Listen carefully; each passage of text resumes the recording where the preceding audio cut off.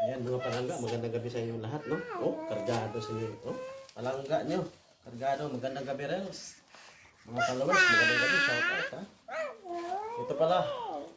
Galing tayo at galing tayo sa biyahe. Gabi na ako. Papakita ko sa inyo yung nabili ko ulang kahit gabi na. Nakatumalingki pa rin ang mga palangga nyo. Ito, lingkod ko. Nabasa ko kanina. Sa ulan-ulan dito sa Metro Manila. Pabalik-balik yung ulan. Pabalik-balik. Ngayon yung nabili kong ulam, naku, napakasarap ito. Ito yung apo sa tuhod ng balyena. Maliliit na ano. Ito to, meron akong hipon.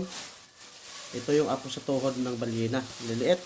Lupoy kung tawagin sa Bisaya. Sarap niyan. Tapos ito naman, lagyan natin ng gulay. Guwapa yung gulay natin yun. Nabili kahit gabi na. Yan, malunggay at alagbate. Mga lamas-lamasan. Sarap.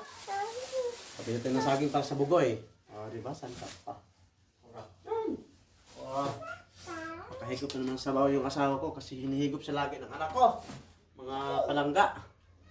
Sabi siyang tinitira ng anak ko.